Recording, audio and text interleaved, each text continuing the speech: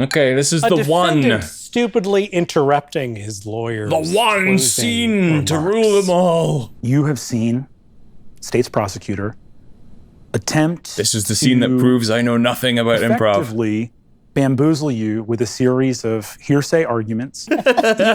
Zach, you really are a master of restraint. Your role there was small, but my God, was it funny. That's great. It is a great scene. But I have thoughts, and you're not going to like them. Welcome back to Why Is That Funny? I'm Cal Hoffman, and I once successfully traded 2 birds in the bush for one that had been in someone's hand. I'm glad so many people loved the Make Some Noise episode about Zac and Brennan, but I've been reliably informed by the commenters that I've completely misunderstood their dynamic, especially Zac Oyama's comedy sniper persona. Now, those were 3 clips that I chose completely at random and made of it what I did. So what I've done here is chosen 3 clips that have been specifically given to me by a lot of the commenters who have told me that once I've seen this, I'll know everything I need to know about Zac Oyama and Brennan Lee Mulligan. Let's see if it's any different. And if it's not, I want you to fight me. Let's get into it. The long-awaited meeting between Times New Roman and Comic Sans. I see you haven't brought any serifs with you. Perhaps that's where the sans in your name comes from. Sans from the French without. See, you have brought your entire centurion forces behind you. New centurions for a new century, my friend. I'm going to straight up kill you. I understand that your forces are to be taken seriously, but I am a man of the people, and I wish that you would see that in your heart. What mercy do you think you will find in my heart? Let's pause there. Okay, this is a great start from both of them. So, something that I was told a lot in the comments of the last episode is that it's all about Brennan's monologuing and Zac is going to wait for that one moment to say the one killer thing, and that's it. My inclination is to say maybe that's how things have been presented on Make Some Noise, and particularly if things have gone viral, right, and been crowd successful, they get heightened and heightened partially through the production of the show where they start choosing more kinds of prompts that will maximize that sort of thing. But so far, what we have here is 2 players who are making decisive and strong choices. Yes, Brennan is talking a lot more. And yes, I can fully believe, based on his style, that that is going to be a recurring thing in almost any scene that he's in, probably. Zac is contributing as well. I want to commend Brennan on taking a turn away from something that's flashy and exciting and did get my enthusiasm initially, but that becomes very difficult to play almost immediately, which is intellectualizing the scene. Now, knowing what I know about Brennan and the fact that he is a lifelong dungeon master, he's used to doing a lot of talking, a lot of like Game of Thronesian, Wars of the Rosesian type conflict. But he starts off with like wordplay. I see you haven't brought any serifs with you. Perhaps that's where the sans in your name comes from. So a couple of quick shots of like fast recognizable things. If that comes to you straight up top of your mind when you think about a particular, whatever your suggestion was, if you got like a single word suggestion or you're being inspired by the last scene that you'd just done, however you initiate your scene, then great, say it, do it. But the scene, the game that you play, like the rhythm that you follow can't be wordplay. It can't be like reference. Not because it's not funny, crowds love it generally, not because it's lowbrow or whatever, but because it's so difficult to sustain. And I say this coming from a team, my team Biffit, we're a Harold team here in London, are kind of known maybe 50% of the time for quite intellectualized, sort of like concept-y based scenes and games, when actually what you want is a character and emotion based game. So Brennan starts off with this wordplay. It says serifs instead of serfs. The serfs would be like the poor populace that you would send in to fight your battles as your vanguard. And then something about sans, because sans serif, sans without French. Yes, it's very clever. And it's funny. It made me laugh. It made me giggle. But he pivots. New centurions for a new century, my friend. I'm going to straight up kill you. I understand. So he did one last jab of wordplay there, centurion, century, and then pivoted it to, I'm going to straight up kill you, which brings in the character motivation and shows what that person's personality is, that font's personality. So it's not just haughty and derisive against the other font, but it's also just crappy, basically. It's also just, I'm going to straight up kill you. It's rude, it's blunt, it's in your face. It's that kind of thing of when the veneer falls falls off, right? Zac is setting up his character brilliantly as well. See, you have brought your entire centurion forces behind you. You see what he does when he says behind you? See, you have brought your entire centurion forces behind you. It's great. So he has added he's added information about Brennan's character, which is that Brennan's character is well prepared and militarized, and he's added in information about his own character that he's scared. He's betraying this kind of sense of weakness behind what he's saying there. It's more exaggerated than you would do if you were filming a film or something, but for an improv scene where you're focusing on all the fun, crazy stuff flying backwards and forwards, that subtlety or lack thereof of the behind is gonna kind of fly over your head, but it starts subliminally getting the point across. So we have both of them establishing their characters, and interestingly, Brennan's is very much a reference to what he feels Times New Roman embodies. Now, Roman will likely bring a flash to your mind. A flash is where you have what is the first thing that comes to your mind? Like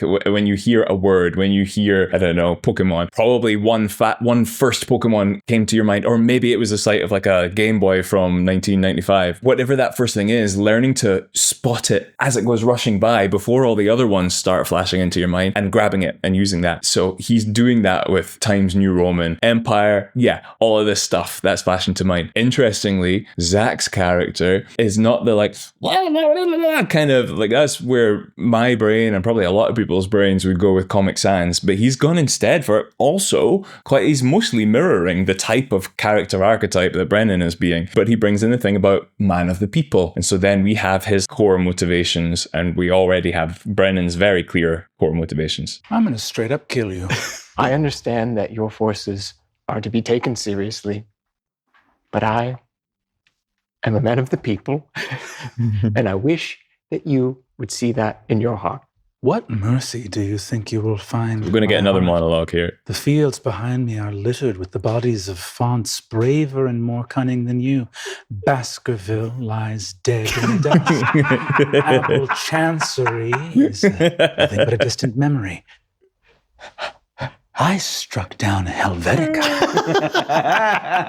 Do you think your posted, handwritten invitation on an old school blog, come to my birthday party this weekend, I want to insinuate that it's going to be fun. By the time I'm done with you, you're going to look like webdings, my friend. Don't you mean wingdings? What? Yes. Is it wingdings? There is a webdings, isn't God, I hope it's it's both. It's I'm not both, sure if yeah. they're the same thing. In fact, there's 3, right? Wasn't there webdings 2? No, interesting. The vast majority of the laughs in that came for me from what Brennan was saying and doing. That was facilitated by Zac. Zac set up his character as being scared and intimidated by Brennan's character, which meant that this intimidation that Brennan had established, he was able to go forth and play with. But the first interesting thing in that for me was Brennan's pivot back into referencing of different fonts, which tickles that little fun part of our brain that goes, I know that.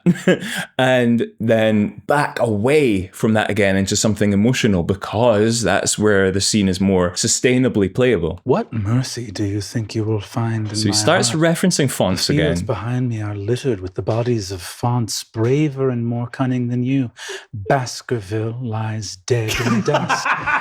Apple Baskerville, a great reference because it's like, I think it is quite a dynamic font, but it's also Hounds of the Baskervilles, which was one of the Sherlock Holmes, maybe the first Sherlock Holmes story. Apple Chancery, which I think is another big scripty one. Again, if these are coming to top of mind, great. I suspect they probably do come to top of mind for Brennan because he will be someone that has used those fonts. I would not be surprised if in preparation for home games of Dungeons and Dragons, that kind of thing, he's made asset. Here's the flyer that you find lying on the table in the tavern, and you hand it over to the people, and it's got the font and whatever. So it wouldn't shock me at all if fancy flowery fonts, the names of those are just at the top of his mind from use before. If you find yourself in a scene going, oh, we're talking about fonts, wouldn't it be funny to reference a bunch of fonts? And you're tapping your foot and tapping your head thinking, right, what would some of those be? Just don't do it. Just go do something else. Go pivot into emotion. And that's what he does. Down Helvetica. Do you think your posted, handwritten invitation on an old school blog. So we've pivoted into the emotional connection aspect of the intimidation, and he's pivoted the reference from these are names of fonts to like literally just what does that make you think of? So what is Zac's font? It's Comic Sans. It's the one that everyone makes fun of. So why does everyone make fun of that? You could do that now. You could do exactly what Brennan's doing. All you have to do is add an intimidating voice and posture to it. But other than that, all you got to do is list out your daughter printed that out on a thing that you stuck on your fridge. I see you in church fairs where people think they're being professional but aren't. You're the kind of font that people like to use when they're trying to take the edge off of passively aggressively telling their colleagues not to leave mugs in the sink. You're not trying to create things. You're not trying to invent. You're pulling from literally what does that you as a person make you think of? If the things it makes you think of, you're held back because you're worried, well, what if it doesn't make other people think of that? Will that make it less funny to them? No, it's the opposite. The more specific it is to you, the funnier it is. In the examples that I listed there, the one that strikes me most is like the mugs in the sink and printing off like a passive aggressive sign. That's something that I just saw in a rehearsal studio a few days ago. That made me really laugh, and that also reminded me of an early job that I had. And I don't know that on most days it would be the first thing that comes to my mind, but it's such a specific thing that for the people that recognize it, which will still be a lot of people, it's going to really kind of tickle that little part of your brain that sparks a laugh of recognition and a connection. Now, even though he hasn't said much, let's talk about what Zac has done all of this time, because you would have me believe that Zac will stand still and mute until it is time to close the scene with a single word. Watch Zac's acting, which is contributing a lot. I struck down Helvetica. This is giving Brennan permission to continue. Posted, He's gulping. handwritten invitation on an old school blog. Come to my birthday party this weekend. I want to insinuate that it's going to be fun. And this is all on top of him having said, you've brought your Centurion forces with you. It's not a large contribution in numbers of words, but it is creating all of this runway for building up emotional tension that needs to be released in the form of a laugh, because this is comedy. So all of it is about contrast. We're building up tension as viewers of things that need to be resolved. Whether they actually get resolved or not, we let that tension out in the form of laughter. It's like inflating a balloon. You add in all the specifics and grounded stuff. These are like centurions. These are warring peoples. That inflates the balloon, builds pressure. You add in the emotional stakes of one of them is scared, one of them is threatening. That expands it further. You add in the danger that Zac's character is in. That's bringing it towards breaking point. Along the way, we're having little releases of laughter coming, or big releases of laughter coming from the things that Brennan is saying, the references that he's making. But that thing is still fully expanded, fully blown out, stretched to the limit, and they've done that together. By the time I'm done with you, you're gonna look like webdings, my friend. Don't you mean wingdings? What? Yes.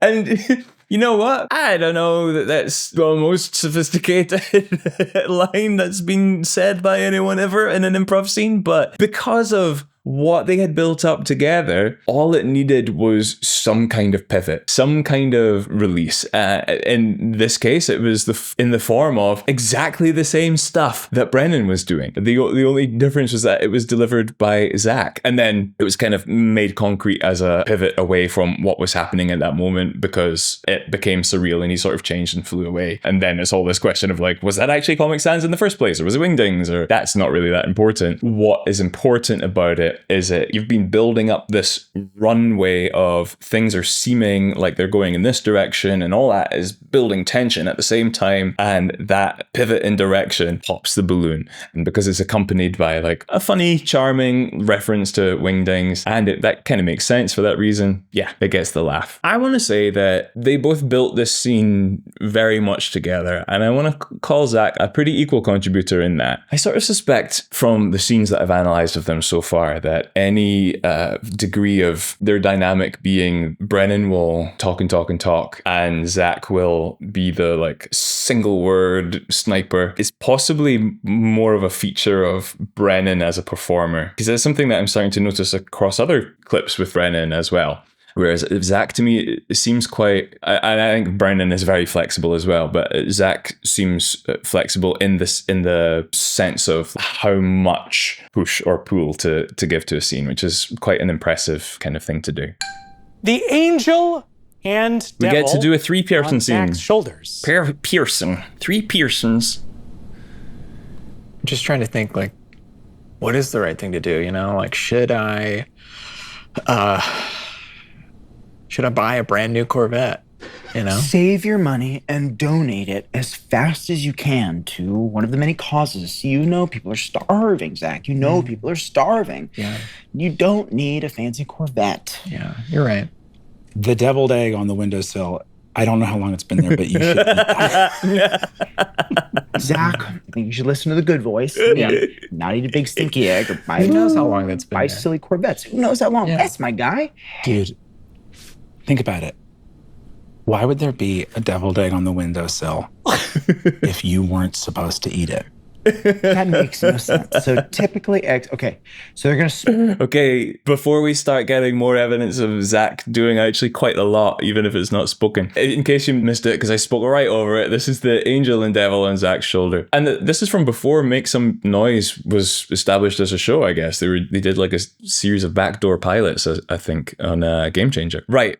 3 people, which already, this probably goes underappreciated, but when you're balancing more than even just 2 people on a scene, I mean, sometimes even 2 people on stage at once is hard enough to get the balance of who's going to contribute when, who's going to say what. So I'm preparing for an improv festival here in London that the show that I'm going to be part of is a 6.5 hour long tag run, which if that sounds insane, yes, it is.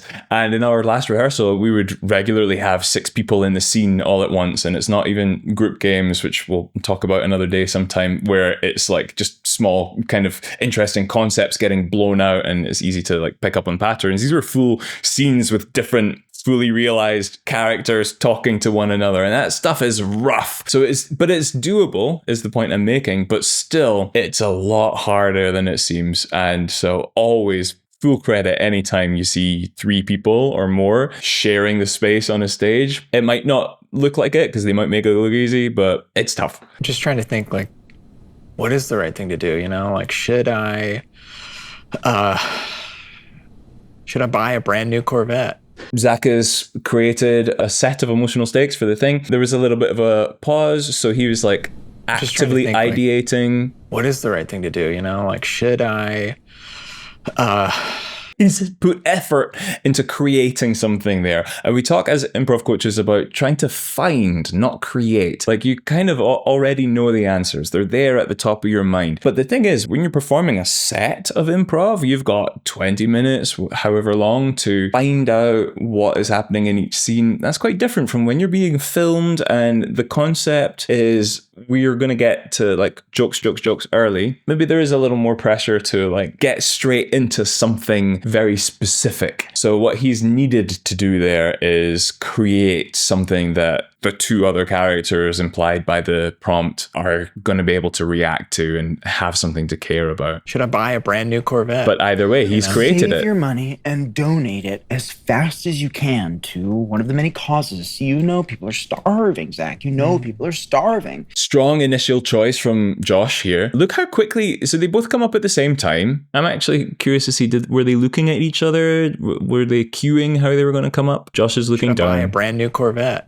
You know, Save your money. Brennan was just slightly after.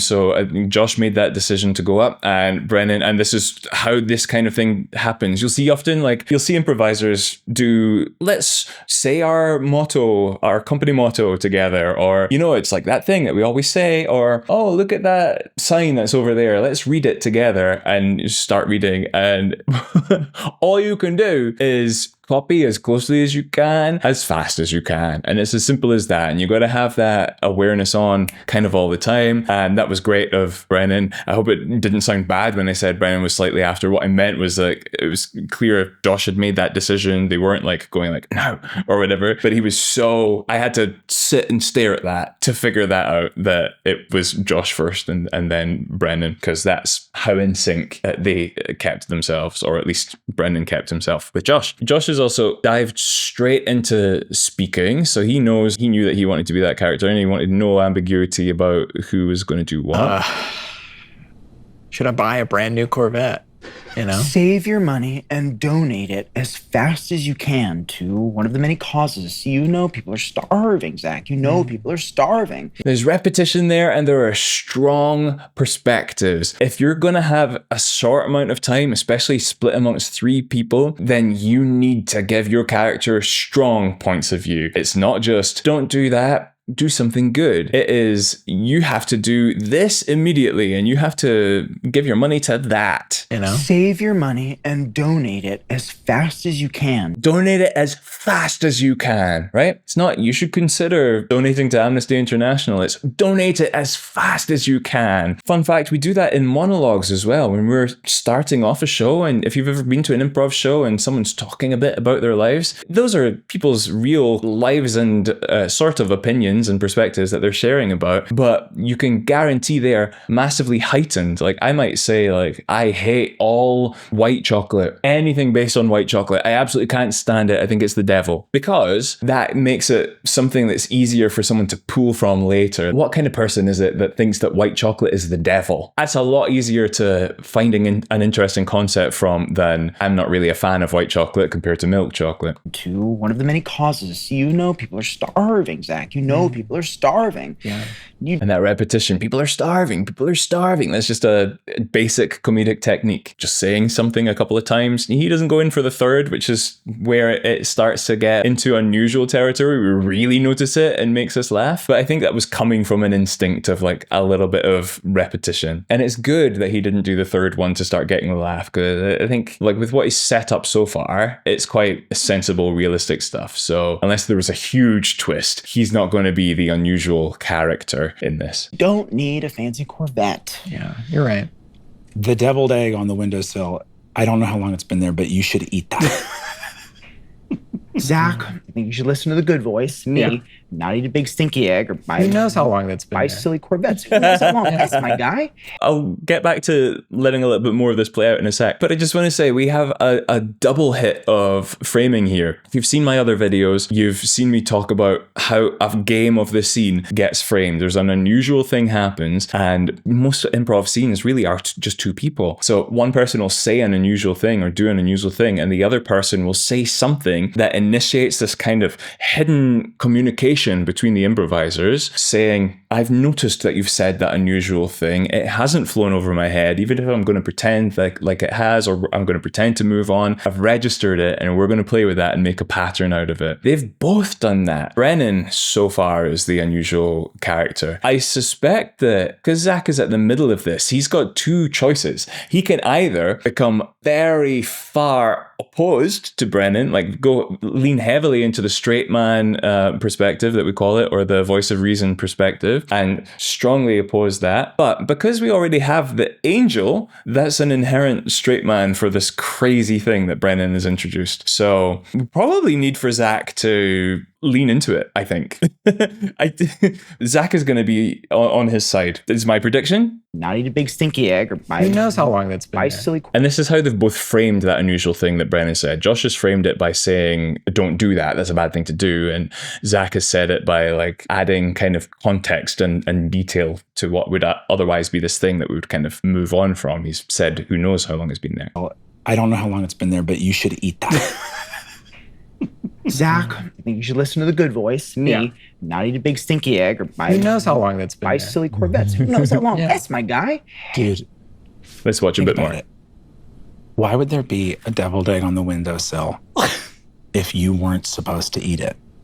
That makes no sense. So typically, okay, so they're gonna spoil in a matter of, I'd give it 3 hours if it were in the fridge. Dude, every second you wait, it gets worse. The Please. safest thing is to eat it now, Please fast don't and eat a hard. deviled egg. Please don't eat a deviled egg that's been sitting in the sun. Zac is doing so much here, please.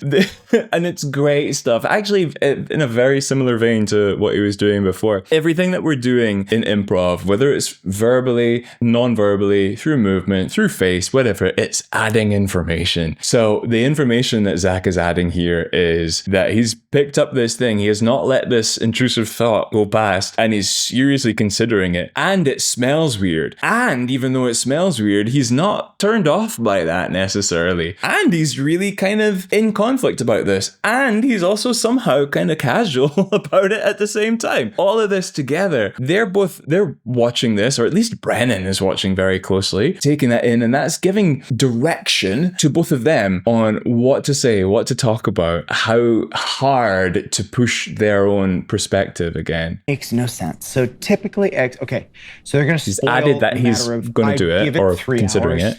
If it were in He's got the sensory Every second thing. you wait, it gets worse. The safest thing is to eat it now, fast and hard. I want to talk about the things that Brennan has been saying for the last few moments of this scene. He's doing justification. I guess unusually, because his character represents part of Zac's character, weirdly. But when you have an unusual character doing unusual things, you want some kind of grounded reason for them. Some kind of logic for them, for why it makes sense. So Brennan said, the first thing he said was, why would it be there if you weren't supposed to eat it? silly. Dude, think about it. He said Why would this. there be a deviled egg on the windowsill if you weren't supposed to eat it? So that's justification. That is regrounding things so that there's a tiny modicum of sensibility. There's contrast prepared for that next moment where he's considering doing it and that's a little bit funnier, or if he actually does it and it's even funnier still. That is against the contrast of like, we know that this kind of is a bad idea, but the character thinks that it makes sense. If it was just like, everything's crazy and I'm a wild person and it doesn't matter, look at me eat an egg, like, that's not really funny. Characters just running around going, I'm doing crazy stuff. I'm sure there's lots of examples on Dropout where it seems to be like that, and I'm excited to get to some of them. Like in a future video, I'll do some of Lisa Gilroy's episodes of Very Important People, for example, where it seems on the surface probably like they're doing crazy stuff for the sake of it, but it's still somehow funny. But I bet underneath all of it will actually be a justification that regrounds it and makes it make sense for that character, so that when they do the thing, yeah, it is really funny because of how crazy it is, in contrast to what they thought their logic was. Brennan then again says, if it were in the fridge. Dude, every second you wait, it gets worse. The safest thing is to eat it now, fast and hard. right? Please don't eat a deviled egg. It's bad logic, but you can follow the logic. You are smarter than this. I mean, like, bad.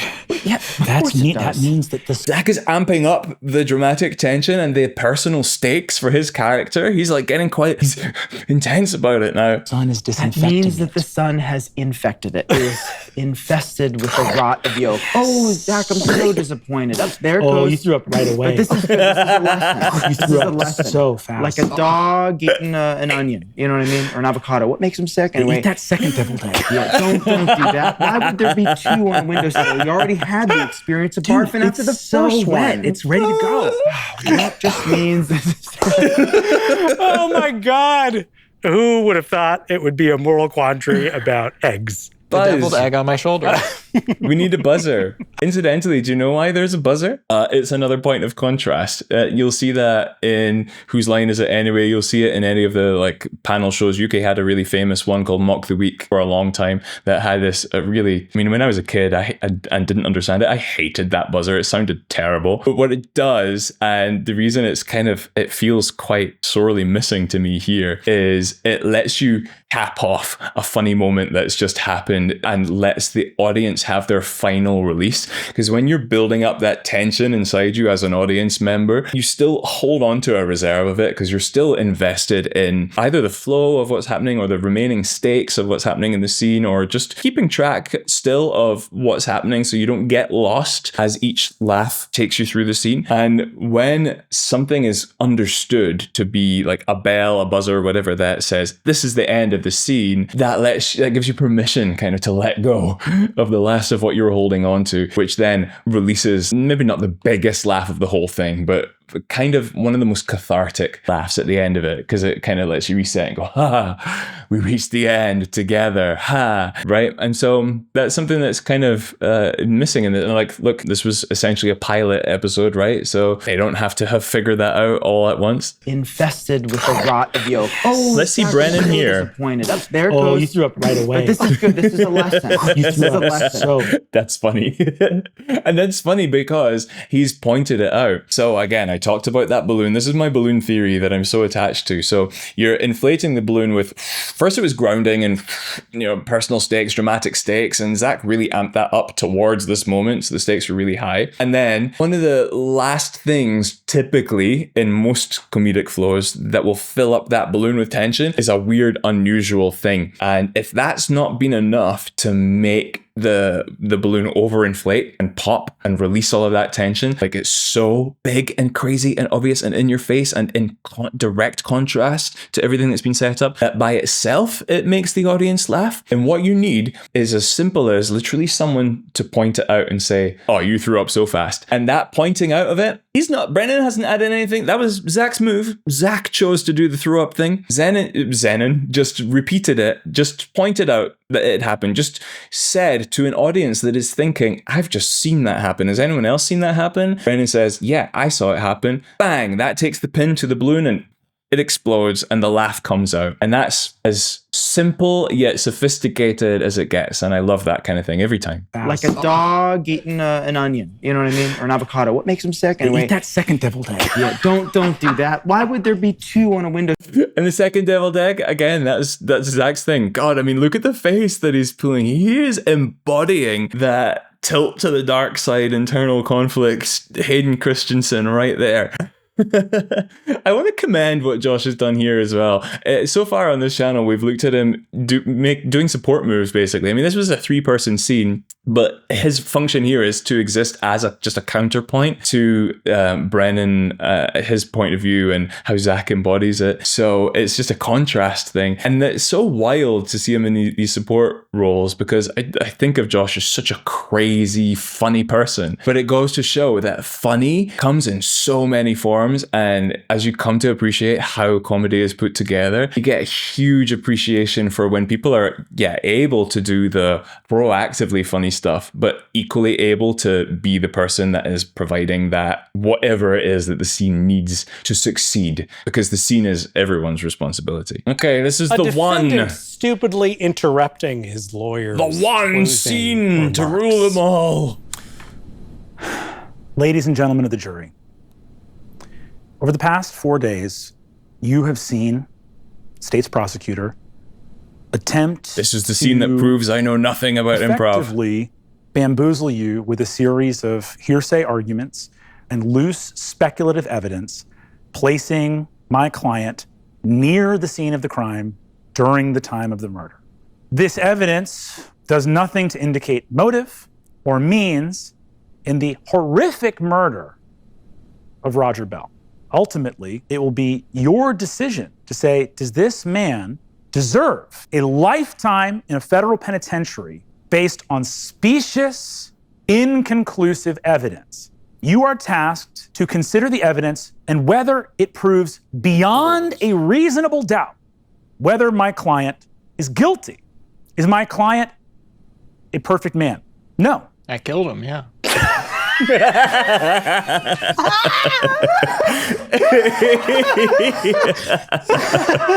Your Honor, Your Honor. Yeah.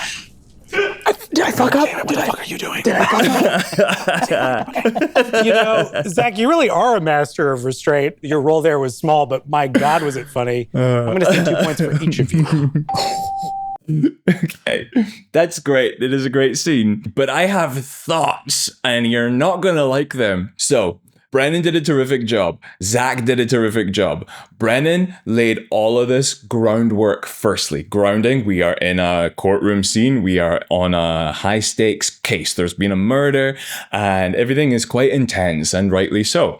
But he's playing it realistic, and that is inflating this balloon. As he starts talking about it's a murder charge and this is coming towards a conclusive moment for Zac's character, that balloon inflates and inflates and inflates and is stretching to the edge with tension, which is ripe for comedy. It doesn't have to go in a comedy. Like how many times have you been surprised not realizing that you were watching something that was about to be a comedy? I mean, it was like cold open of a new show or something like that. And it seems so serious. And all of a sudden something comes in that flip reverses it and takes it in the opposite direction. But before that, it was just dramatic, right? It was just normal. And that same scene with a different line there could have gone on and been this really dramatic scene. It could have been the good wife. But instead, adding in a contrast to it turns it into comedy. The point here is that everything that Brennan has done there has set up Zac for huge success in the first line of a scene. Now, Zac still needs to find the right line for that. And who knows, depending on the type of person that he is, maybe there is a certain pressure to that, maybe there's not. And that's the kind of thing that he enjoys doing. It still needs to be kind of funny, but just doing what he had done, just saying what he said, wouldn't have the same impact if Brennan hadn't just done all of that really committed, quite dramatic and quite realistic and grounded stuff. It was all like overinflation of this thing, just ready to be burst. But I want to talk about comedic premises, and here's my issue with what's been said in some of the comments. Like, if you really knew Zac, you would know that he's like this, or he's the sniper that does that or that or that or whatever. I do wonder if those commenters have seen Zac outside of like Game Changer and Make Some Noise, or if they've maybe seen improv outside of Dropout. What we have in that whole scene, and this was a short one because it got the job done, what we have in this whole scene is a premise for an initiation. And this gets into the heart of the whole thing that Game Changer / Make Some Noise is trying to do with these episodes, is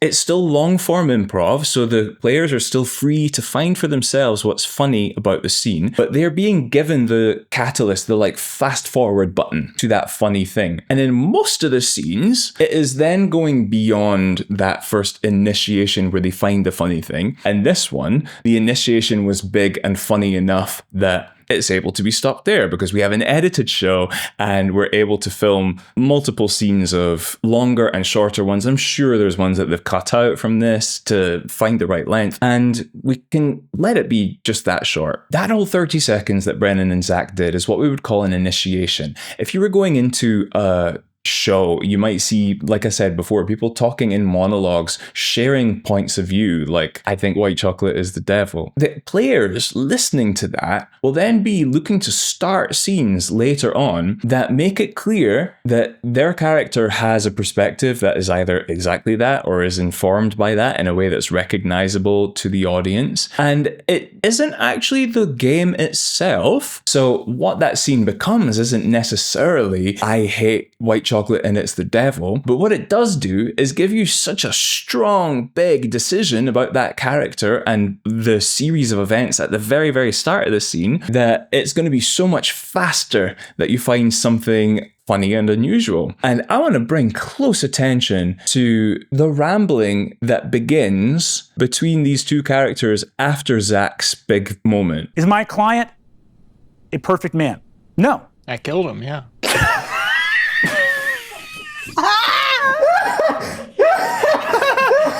Watch Zac, listen to Zac. Your Honor. Okay? Yeah. Did I fuck up? What the fuck are you doing? Did I fuck up? Shut up, don't say anything, okay?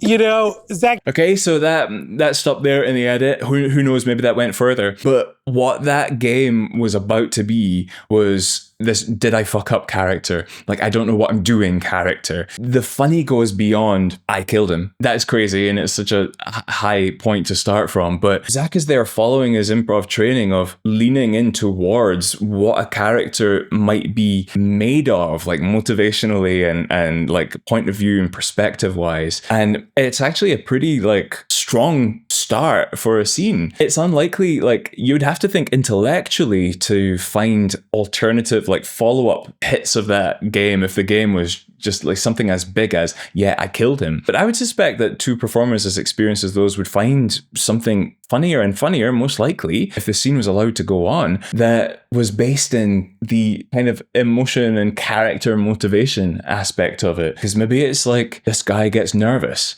An example I would find particularly playable would be like, he didn't actually kill him. Like, his character motivation is no, like he didn't kill him. Like, it doesn't matter whether the audience finds it out or not, but that's what drives how you make your own decisions. But you just get nervous and you want to impress people. So maybe that's the game. And so Zac, with all of that perspective of like how we do improv, how that feeds into like a Harold or a sketch show or just a multiple scene format, is feeding into how he then comes out with, yeah, I killed him. Was he an improv sniper in that scene? Yes. Was that scene created with a prompt specifically to allow him to be an improv sniper? Also, yes. Was he being an improv sniper in the other two classically sniperish scenes? I don't really think so. Does that matter? No, of course not. If there's one strong thing I think Zac does have that you could call sniperish is an economy of words. Like, he can really narrow down, which is a comedic writing skill. And I believe that he was a writer as well, most likely, right? He's from the old college humor days, where you distill down the funny thing into as few words as possible. That's hard when you're on stage writing as you speak.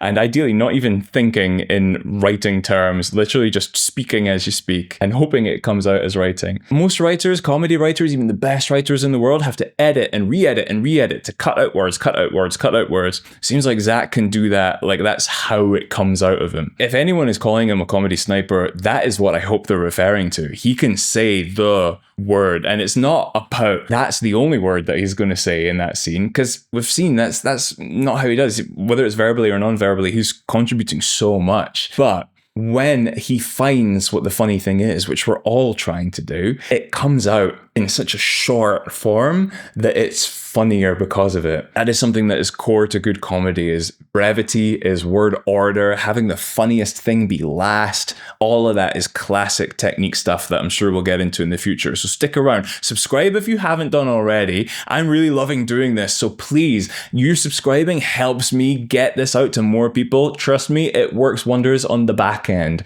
That's what he said. Until next time, keep laughing.